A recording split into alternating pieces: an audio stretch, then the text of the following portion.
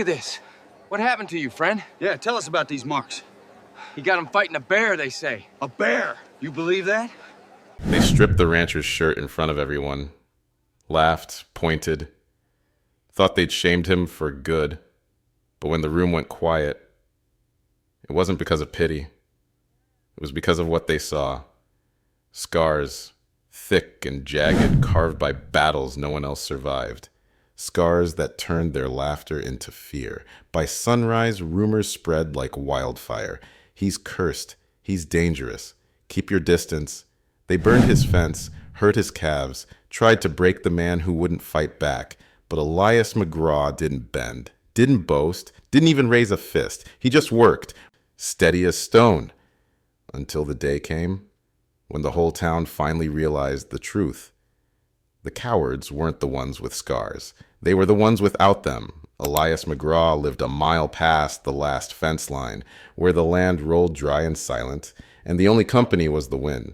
Folks in town said he preferred it that way. They weren't wrong, but they didn't know why either. The man kept to himself, worked his herd, and rode into town once every 2 weeks for supplies. He bought flour, coffee, tobacco, sometimes nails, and left before the saloon doors swung twice. He never lingered for gossip, never tipped his hat to a lady, never raised his voice at a man. It wasn't arrogance, it was distance. And distance, in a small western town, bred suspicion. He was broad-shouldered, with arms that carried years of fence mending and branding. But he moved slower than other men his age, as though carrying something heavier than tools. His shirts were always long-sleeved, buttoned high even in the summer. Children wondered about it out loud. Men joked about it under their breath. Women noticed but didn't ask. Only a scar or a secret would make a man hide skin that way. And secrets were more dangerous than scars. The truth was simple. Elias didn't want to be looked at. When you'd lived through the kind of pain that carved lines across your body, eyes felt like knives. So he kept to shadows. And when he rode into town, he kept his hat low and his words fewer still. The land itself seemed to accept him. His ranch wasn't much. 24 head of cattle, a weathered barn, a cabin that leaned a little against the prairie wind. But it was steady, like he was. The fences stayed mended, the troughs stayed filled, and when storms blew down from the north, Elias was the first to have his shutters boarded and his stock sheltered. He was a man who kept his place in order, even if his life wasn't. People told stories about him, they always do. When a man doesn't tell them himself. Some swore he'd killed 3 men in a border skirmish and carried the bullet wounds to prove it. Others whispered he'd deserted from the army and wore lash marks across his back. The church deacon said he'd seen burn scars when Elias rolled up his sleeves once, just for a moment, at the well. Hellfire itself touched that man. He muttered. The stories traveled like wind, each one bending a little more than the last. Elias didn't bother correcting them. Silence was easier. Still, there was something about him that stirred unease in other men. He didn't drink, didn't gamble, didn't join in their laughter. That kind of restraint rubbed against pride like grit in the eye. So when Elias walked through town, boots heavy but steady, the mocking voices trailed behind him like shadows. "Too good to sit with us, McGraw," one ranch hand called once outside the livery. Elias didn't answer. He tied his horse, collected his grain, and rode off. The men laughed, but it sounded hollow even to themselves. Women pitied him in quieter ways. Mrs. Donovan from the Mercantile always added an extra pinch of sugar to his sack, muttering something about a man needing sweetness once in a while. A widow once left a loaf of bread at his saddle horn while he was loading supplies. But Elias pretended not to notice. He carried it home anyway, though, and ate every crumb. Nights on his ranch stretched long. Coyotes yipped at the edge of the pasture. Owls cut through the dark with their lonely calls, and Elias sat by the fire with only the crackle of wood for company. Sometimes he touched the scars through his shirt, fingers tracing the ridges like they were maps of places he'd rather forget. No one knew what they meant. Maybe he didn't either anymore. They were reminders of battles won and losses survived, but not of peace. Peace had never come. Yet for all his silence, Elias wasn't cruel. He fed strays that wandered onto his land, patched neighbors' fences when storms tore them, and once rode through the night to bring a doctor to a sick child. He never asked for thanks. If offered, he only nodded and rode away. Dignity for him lived in quiet deeds, not words, but the town didn't understand dignity that didn't advertise itself. They understood laughter, showmanship, and the kind of pride that raised voices in saloons. Elias McGraw was none of those things, and so they filled the gap with whispers and jokes. Winter that year came early. Frost crept over windows by mid-October, and the town drew closer together in gatherings, auctions, dances, evenings in the saloon. That was when Elias stood out most, because gatherings meant togetherness, and Elias never stayed long enough to be together with anyone. People noticed the absence of what they couldn't have.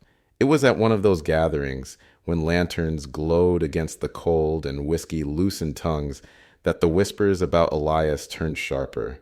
Men whose pride was bruised by his silence decided they needed to break it, and though Elias did not yet know it, the distance he thought kept him safe was the very thing that would soon draw every eye to him. The auction yard was alive that evening, lanterns swaying from posts, laughter rolling across the dirt like tumbleweed. The cold air carried the smell of whiskey, leather, and horses, all mingled together in the restless energy of men who had worked hard and now wanted to prove it. A small band fiddled outside the saloon, and women in patched shawls and bright ribbons circled near the fire barrels, their laughter trying to soften the edge of the night. Elias McGraw had not come to join in. He had come for feed. His wagon waited at the livery. A few sacks of oats stacked neat, reins looped carefully. But when he passed through the center of town, his broad shoulders drew eyes the way silence always did. Some men couldn't leave silence alone. At the edge of the crowd leaned Cal Harker, a rancher's son with more pride than cattle and more whiskey than wit. Beside him lounged his two shadows, Mick and Trace, farmhands who mistook cruelty for strength. They saw Elias crossing the square with his usual steady gait, hat brim low, coat collar pulled up. No words, no nod, just passing through, as always. "That one," Cal muttered, voice loud enough for nearby ears. "Carries himself like he's sheriff of the whole county. Never says a word. Thinks he's better than the rest of us." Mick spat in the dirt. "Or maybe he don't talk 'cause he's scared. You see the way he won't look a man in the eye?" Trace chuckled, mean and eager. "Bet he's hiding more than just them sleeves." The crowd nearby caught the tone and turned their heads. Curiosity always fed on mockery. Elias kept walking, but Cal stepped into his path. "Evenin', McGraw," he said, tipping his hat with mock courtesy. "Strange to see you among folks. I was beginning to think you'd forgot how to walk into town." Elias's eyes lifted just enough to meet his. Calm, level, unreadable. "Just passing through." The answer, plain and without heat, only sharpened Cal's smirk. He raised his voice so others could hear. "You always just passing through, ain't you? Never a drink, never a laugh, never a hand of cards. Makes a man wonder what exactly you hide under them long sleeves, Elias." A ripple of laughter followed. Women glanced away, uneasy. Elias stepped aside to go around, but Mick and Trace closed in, boxing him toward the lantern-lit space where onlookers had begun to gather. "Come on now," Trace jeered. "Ain't neighborly to keep secrets. A man's got to prove he's not all hollow under that shirt." "Don't," Elias said quietly. But his voice carried. Something in its steadiness gave a few men pause.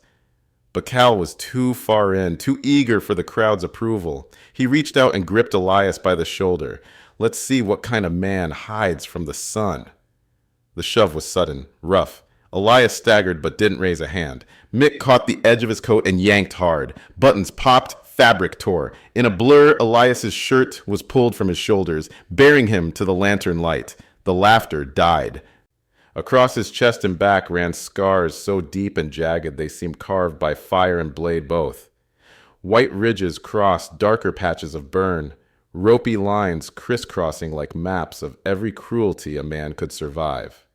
One shoulder bore the puckered mark of a bullet that had never healed clean. His ribs showed the memory of a branding iron. Though no letter or symbol remained, the silence that fell was heavier than any shout. Cal's smirk faded as if someone had snatched it from his lips. Mick took a half step back, eyes darting. Trace swallowed hard, his face gone pale in the lamplight. Elias stood still. He did not cover himself. He did not shout. He simply gathered his shirt from the dirt, dusted it off, and pulled it back on with deliberate calm, each button fastened under the eyes of a crowd that no longer dared to laugh. Someone in the back muttered, "Lord Almighty." Another voice whispered, "What did he live through?" Elias finished dressing, straightened his collar, and looked once at Cal. Not with rage, not with plea, just with a steady, quiet gaze that felt like a mirror a man couldn't bear to face. Then he walked past them, boots crunching on the frozen dirt, and the crowd parted without a word. The fiddler lowered his bow, the fire barrels popped. No one stepped forward to stop him. Elias mounted his wagon, flicked the reins, and rolled away into the night. Behind him, the whispers began, hushed and urgent. Stories spilled into the silence, each one trying to explain what their eyes had seen. But none dared speak too loud, because for the first time the men who mocked had been left stripped themselves of pride, of power, of laughter, and Elias, though scarred and marked by 100 untold storms, had walked away unbroken. The night swallowed the road behind Elias, and the wagon wheels sang that low wooden groan that only men who ride alone ever notice. Frost rimmed the grass along the creek. Somewhere far off, a coyote called and wasn't answered. He drove without hurry, hands loose on the reins, breath steady, as if the cold could not touch him. When he reached his gate, he climbed down, unlatched it, and swung it wide with the same care he gave to everything that had not betrayed him. He did not look back toward town. Inside the cabin, he set a lamp on low, hung his coat, and stood a moment with both palms on the edge of the table. The wood was scarred too, knife nicks, old burns, the ring of a hot kettle from years back. He stared at those marks like they were scripture. Then he set water to boil, fed the stove, and split kindling until the ache in his shoulders softened the clamor in his head. When the kettle hissed, he poured coffee black and sat without tasting it, listening to the fire answer the cold. In town, the silence he'd left behind broke into fragments that tried to make a whole. People gathered their voices in small knots under awnings and at corners, stitching guesses into stories. A farmhand swore he'd seen lash marks across Elias's back. "Army punishment," he said, harsh and righteous.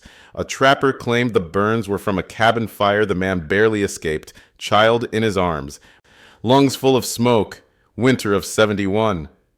The blacksmith's apprentice had heard different. Took a bullet through the shoulder fighting raiders. He told anyone who'd listen, eyes wide. Carried another man 2 miles with that hole in him. Rumors walked fast. Truth limped. Cal Harker didn't walk at all. He drank. At the saloon, he tried to laugh off what had happened, but the sound snagged in his throat. "Didn't know he was—" He started and didn't finish. Mick and Trace kept their heads down. When men mocked after midnight, it was at them, not Elias. Pride learned slow and hard when it learns at all. Morning came thin and gray. Elias was already in the yard, breath pluming, hands bare to the cold, fixing a hinge on the chicken coop. He worked steady, rubbing beeswax into the leather latch he'd cut weeks ago. A hawk circled above the pasture. His cattle stood with frost bearding their backs, chewing like time had no say over them. He was setting the last nail when hoofbeats approached at a careful pace. "Mr. McGraw?" The voice belonged to a boy.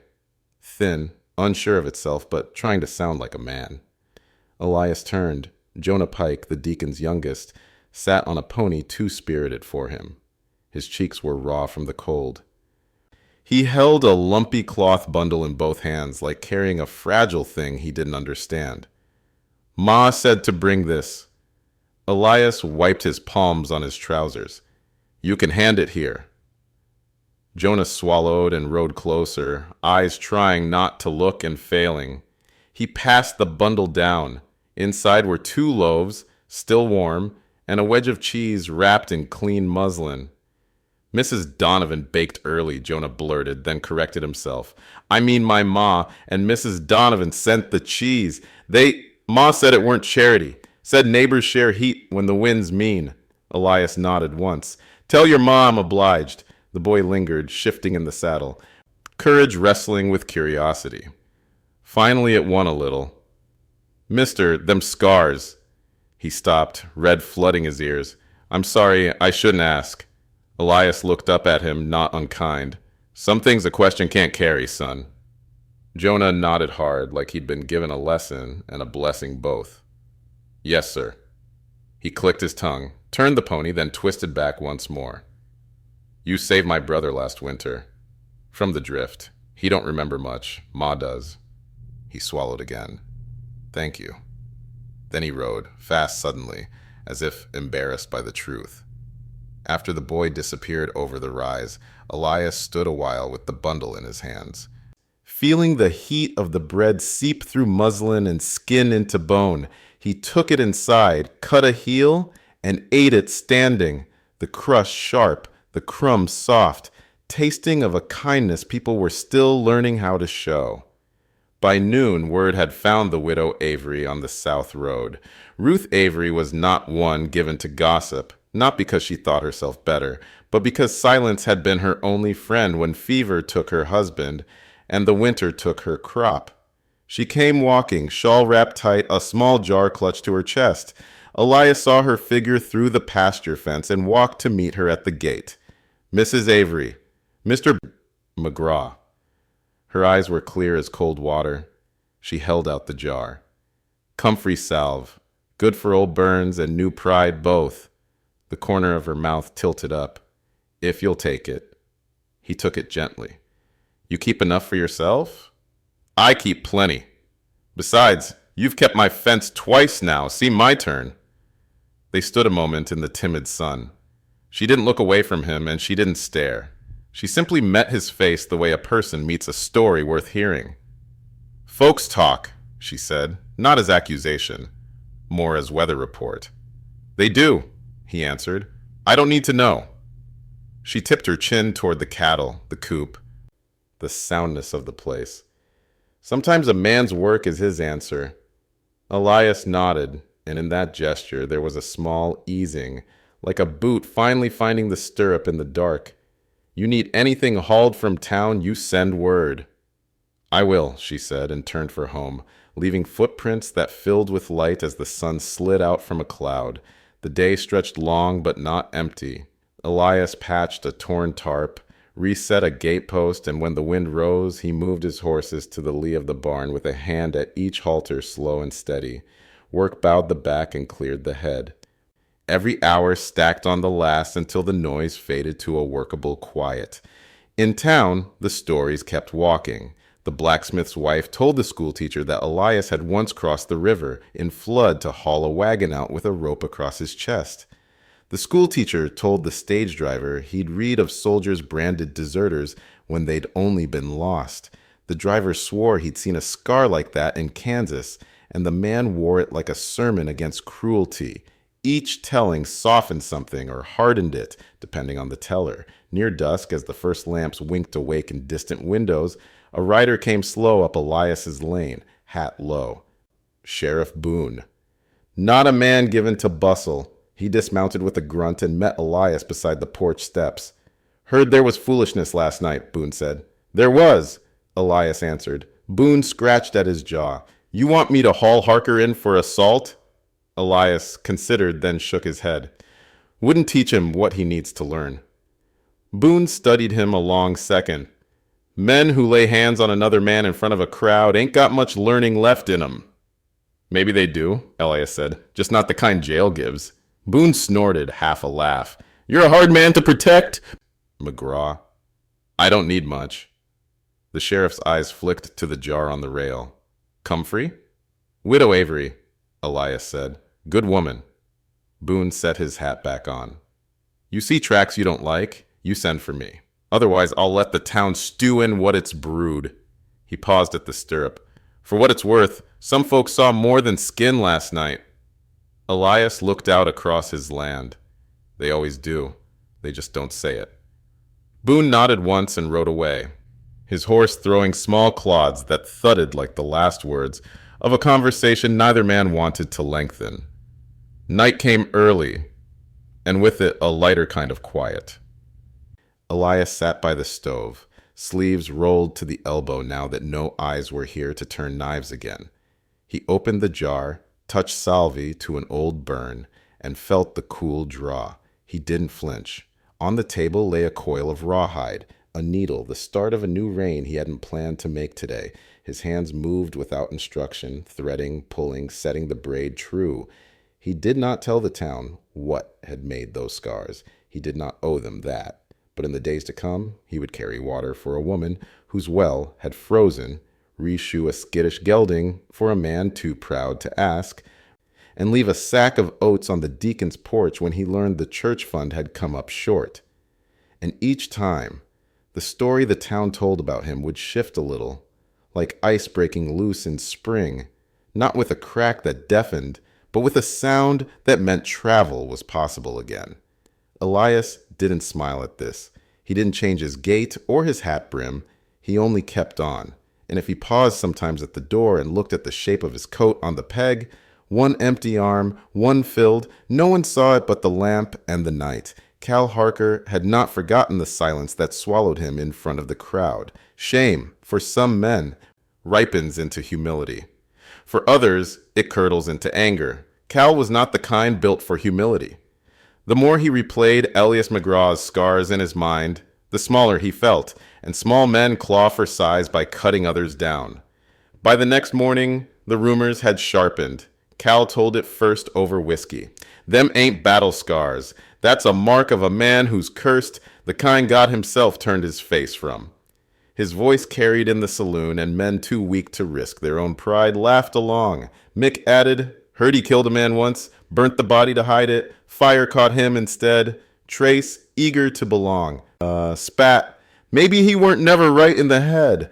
Men like that don't stay quiet 'cause they're kind. They stay quiet 'cause they're dangerous. The stories spread faster than truth ever could. By sundown, mothers pulled their children inside when Elias passed. Shopkeepers sold to him quickly, eyes averted as if silence could shield them.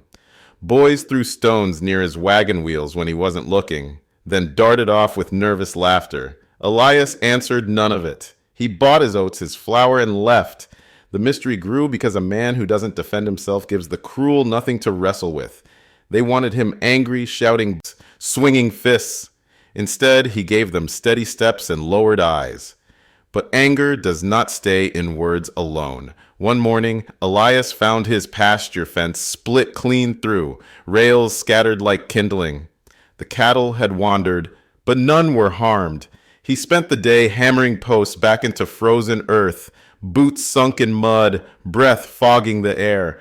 The sun had barely set when he heard laughter drifting from the ridge, the kind of laughter men wear like masks when they're too cowardly for confrontation. He never looked up, just swung his hammer, one strike at a time, as though each blow was a prayer against answering. Days later, soot blackened his barn door. Someone had smeared ash across the wood, crude letters scrawled, "Beast." Elias scrubbed it clean without a word. That night, he sat by the fire, lamp low, reading nothing, writing nothing, just letting the crackle of wood hold the silence until sleep came. In the saloon, Cal drank louder. Man like that shouldn't own land, he sneered. Ought to be run out for he brings a curse on us all. A few men nodded, but not all. Some remembered how Elias had fixed their fences after storms. Some had tasted bread bought with his quiet coin. Their doubt hung unspoken, but it was there. It was the women who moved first. Mrs. Donovan left a loaf of rye wrapped in cloth at the edge of his wagon, pretending it had fallen there by accident. Widow Avery passed him a jar of lard with only 2 words, "For winter," before walking away. One Sunday morning, when Elias tied his horse outside the mercantile, he found a small square of quilt folded neatly on his saddle. No note, just color and care stitched into cloth. He accepted these things as he accepted the weather. He did not thank aloud, but he carried them home, set them on his table, and used them all. The bread warmed him, the quilt patched a chair, the lard seasoned a skillet. Kindness, even when small, leaves marks deeper than cruelty. Slowly, questions began to take root in quiet corners. In the church pews, a woman whispered to her neighbor, "If he was dangerous, why hasn't he hurt a soul?" At the blacksmith's forge, an older hand muttered, "Funny thing, those boys laugh loudest when he ain't near." On the school steps, children argued whether scars made a man cursed or chosen. Cal noticed the shift. It only made him meaner. Each time Elias entered town, Cal's voice grew sharper, his jeers more desperate, as though trying to shout down the truth growing in others' eyes. Yet every laugh he forced rang thinner, and every time Elias walked on without answering, more people saw which man truly carried strength. The season turned harder, frost deepened, woodpiles shrank, men broke under small burdens, and neighbors leaned on neighbors. Each time, Elias gave quietly, hauling water, lending tools, mending a gate, and never asked for coin. These acts spread in whispers that carried farther than Cal's rumors.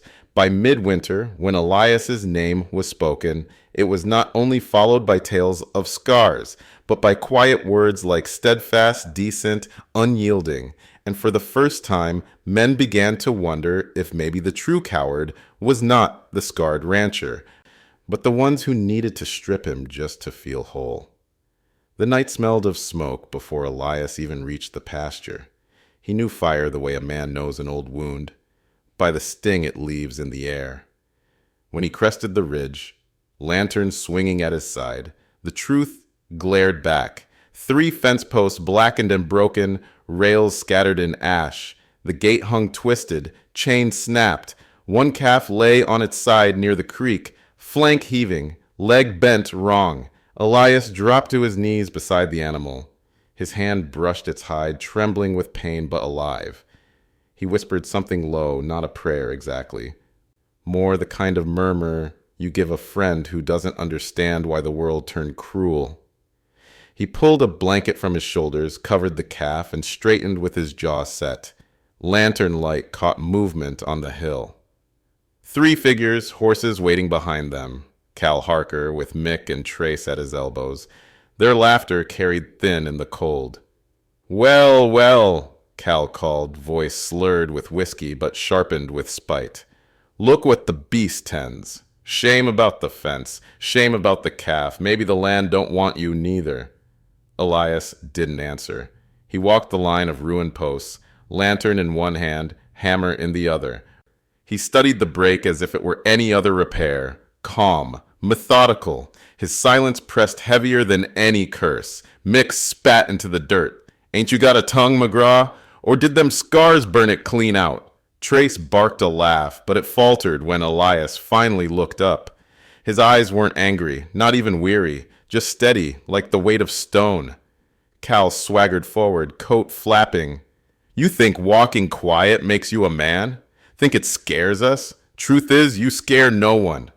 You're nothing but a ghost we let keep a ranch 'cause we pity you." The words hung, daring Elias to swing, daring him to spit, to shout, to fall into their game. He only set his hammer down on the rail, folded his hands over it, and said, voice even, "You did this." Cal smirked. "Prove it." Elias stepped closer until the lantern's glow lit both their faces. "You broke a gate, hurt a calf, scattered wood like boys smashing toys. That what it takes for you to feel tall?" The stillness cracked around them.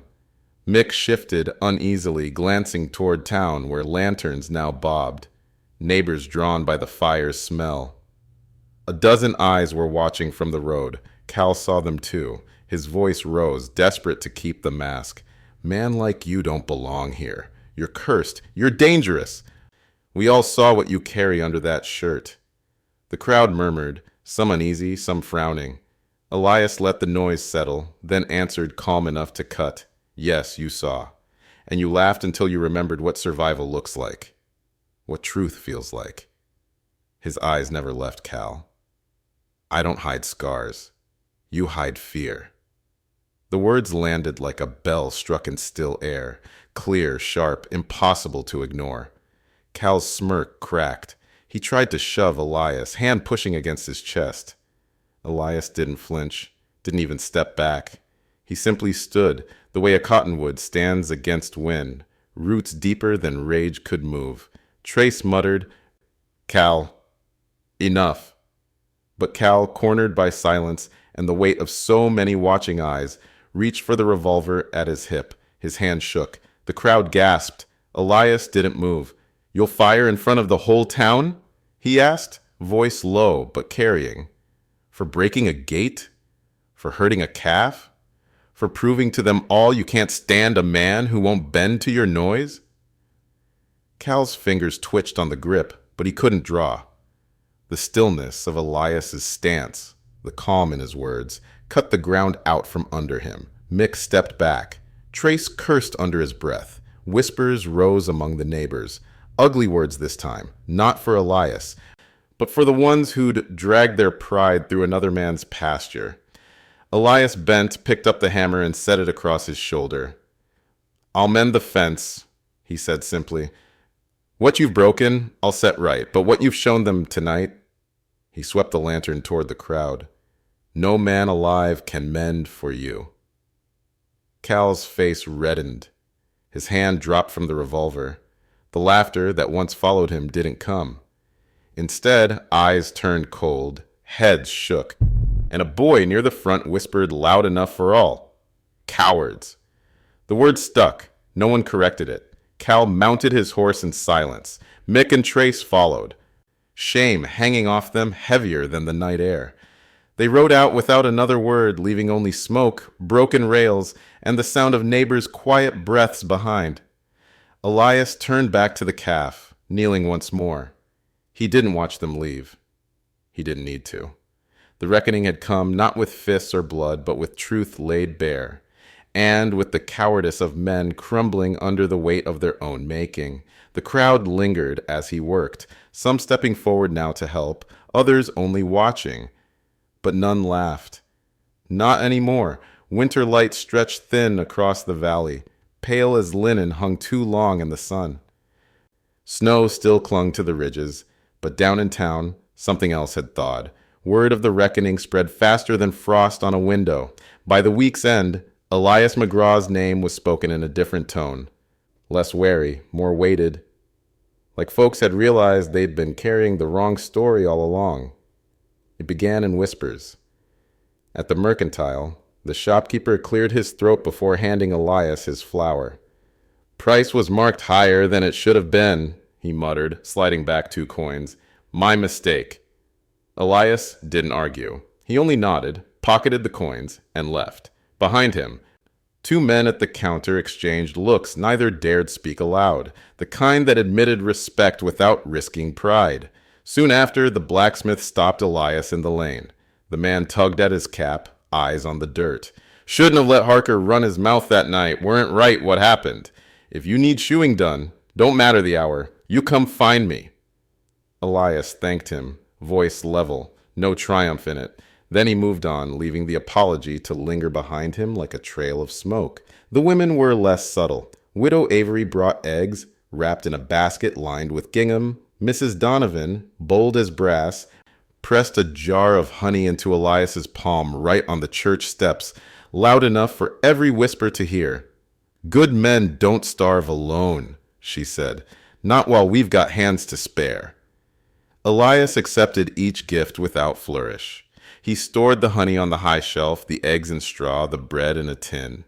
He didn't boast. He didn't repay with speeches. He repaid the only way he knew, by showing up. When Mrs. Donovan's roof leaked, Elias fixed the beam in the rain, shirt clinging to scars nobody flinched at anymore. When the Avery boy lost a heifer in the coulee, Elias rode with him at dusk, found it tangled in brush, and cut it free. When the church stove cracked, Ellis welded a patch at his own forge and left it by the steps before dawn. Children noticed first. Where once they'd scurried from him, now they lingered at the edge of the street, wide-eyed. A boy dared to ask, "Mister, do they hurt still?" Elias crouched, met his gaze steady. Some days, the boy nodded, satisfied, and ran to tell his friends that scars didn't mean monsters. They meant survival. Soon stories sprouted like spring grass. He got them fighting off rustlers. No, saving men from a burning mine. My PA says he carried a soldier through crossfire, didn't drop him once. Each tale grew wilder, yet none cruel. For children, scars became marks of legend, the kind a man wore when he'd lived hard and kept living. Meanwhile, the men who jeered now found their voices empty. Cal Harker still tried, though thinner. At the saloon, he sneered, "Don't forget what he is. Broken, cursed." But the laughter that once answered had soured. A ranch hand muttered, "Least he stands his ground." Another said, "Better scarred than spineless." Mick and Trace drank quieter now, sitting at the edges, their names whispered in the same breath as coward, not comrade. It is a cruel thing to be mocked for weakness by the very people who once joined your laughter. Cal felt it every time eyes turned away from him toward Elias, steady and silent in the corner, drinking only coffee, never whiskey, never joining in the noise. His presence was a mirror none of them liked to face. Elias never gloated. When he passed men who had spat at him weeks before, he tipped his hat as though nothing lay between them. He never used their shame as a weapon. He let them carry it themselves. Spring hinted in the air one Sunday when the preacher paused his sermon, eyes landing on Elias seated near the back. He cleared his throat and said, "Some among us know what it means to endure, to wear pain not as complaint but as proof that we're still here." He didn't name him, but everyone's eyes followed the same line. Elias bowed his head, not for pride, but for humility, letting the words pass over him like water on stone. By then, the scars no longer belonged to Elias alone. They belonged to the town, woven into its memory. They became story, how men tried to shame a neighbor and found themselves stripped instead. Parents told children, "Don't be like Harker, quick to mock. Be like McGraw, steady, quiet, and unbroken." Evenings on porches carried the tale. Some said the scars came from fire, others from war. A few whispered divine punishment. But all agreed on one thing. Whatever had marked him had not ended him. And that was what mattered. At his ranch, Elias worked the same as ever. He mended fences, cut hay, hauled water. He woke before dawn, rested after dusk, never chasing the story others told. He left that to them. When neighbors waved, he lifted a hand. When children shouted his name, he turned with a small nod. When women pressed bread into his palm, he carried it home, set it on the table, and ate it with gratitude he never needed to say aloud. By summer, the scars had turned into something else entirely. Not wounds, not shame, but legend. A reminder that dignity can survive mockery, that endurance can outlast cruelty. And Elias McGraw, the man once whispered about as cursed, walked through town with no more noise than before. But now, when people stepped aside, it was not from fear. It was respect. The prairie had greened again by the time Truth rode into town. Spring rains had coaxed the grass high, and the cottonwoods shimmered in pale leaves that whispered of new beginnings. Elias McGraw worked as he always had, shoulders bent to the plow, scars hidden beneath the steady rhythm of labor. One June morning, the town gathered for Memorial Sunday. The church bell tolled, and men filed into pews, hats in hand, women in dresses faded but neat. Elias rarely attended, but this time he came, not for sermon or fellowship, but because the Avery boy had asked. "Please, mister," the child had said, "sit with us. Folks ought to see you there." He took a place at the back, quiet as ever, hands folded. The preacher read names of those lost in war. Voices trembled, heads bowed. Then, just before dismissal, the doors opened, and a stranger stepped in. He was older, stooped from the saddle, his Union coat patched and sun-bleached. His eyes scanned the congregation until they found Elias. For a long moment, silence pressed thick as storm air. Then the man whispered, rough with disbelief, "McGraw?" Elias stood slowly. The room shifted. The veteran stepped forward, pulling something from his coat pocket. A small, tarnished medal, ribbon frayed. "I thought you dead," he said, voice breaking. "At Cold Harbor. You dragged me through the mud when I couldn't walk. Took the shot that was meant for me." He raised the medal high enough for all to see. "This was yours. You never claimed it." The church went still, faces turned, every whisper dead in their throats. Children leaned forward, eyes wide. Even Cal Harker, sullen in the corner, stared as if stone had cracked to reveal fire. Elias looked at the medal. For a long breath, he said nothing. Then, gently, he closed the man's hand around it. "Keep it," he murmured. "You walked out. That's enough." But the veteran shook his head, pressing it into Elias's palm. "No. You carried me when the world was falling. Don't you dare call that nothing." Elias didn't argue further. He took the medal, not proudly, not with bitterness. He simply bowed his head once, like a man acknowledging whether he could neither summon nor refuse. The preacher cleared his throat, words faltering. "Then let it be known," he said, voice trembling, "that Elias McGraw, whom we mocked and misjudged, bore scars not of shame, but of sacrifice." No one moved. No one dared to laugh. Instead, hats lowered, heads bent, and in that quiet, Elias was finally seen, not as a beast, not as a ghost, but as a man who had carried pain longer than any should and never asked the world for its due. After the service, neighbors approached in hesitant streams, a hand pressed to his shoulder, a murmured, "Forgive me," a child reaching out to touch his coat as though bravery might rub off. Even Widow Avery, eyes wet, whispered, "We were blind, Elias. Blind and cruel." He answered each the same, with a nod, a steady gaze, and silence that spoke louder than words. He did not gloat. He did not remind them of their laughter. He simply stood until the tide of apologies ebbed and the churchyard emptied. By evening, Elias rode back to his ranch. The medal sat in his pocket, weight light yet heavy all at once. The land stretched wide around him. Fences mended, calves grown strong, fields waiting for harvest. The scars on his body had not faded, but their meaning had. He reached his porch at dusk, the sky burning with gold and violet. Smoke rose from his chimney, steady as a heartbeat. He paused, hand on the rail, listening to the wind. It no longer carried jeers, no longer cut sharp with loneliness. It carried only quiet, and this time the quiet was his choice. The last light faded across the prairie, and Elias McGraw sat alone on his porch, medal resting on the table beside him. The wind carried the smell of cut hay and wood smoke, a gentler sound now than in winters past. He didn't need to wear the medal. He didn't need to speak of it. Folks already knew. The scars that once drew laughter now told a story without words, a story of endurance, dignity, and quiet courage.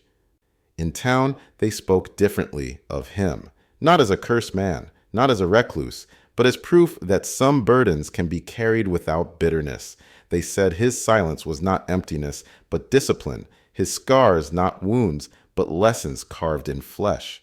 And children, wide-eyed, told each other how the man who never raised his voice had outlasted every bully by refusing to bow. Elias kept working. He mended fences, fed cattle, rode the pasture at dawn. But when he passed through town, heads tipped, voices softened, and for the first time in years, neighbors walked toward him instead of away. Scars, it seemed, could outlive shame, and silence, when chosen, could speak louder than all the jeers in the world. And now it's your turn. What do you think, friends? Were Elias's scars his weakness, or were they his greatest strength all along? Drop your thoughts in the comments below. I'd love to hear your take. And before you go, don't forget to like this video, subscribe to Forgotten Frontier, and hit the bell icon so you never miss a new story. Share this one with someone who believes their past has buried them. Remind them that dignity can always rise again. And if you want more tales of redemption and resilience, check out the videos appearing right here on screen. We upload a new story every single day. So until next time, ride steady, speak true, and remember, out here on the forgotten frontier, every scar tells a story.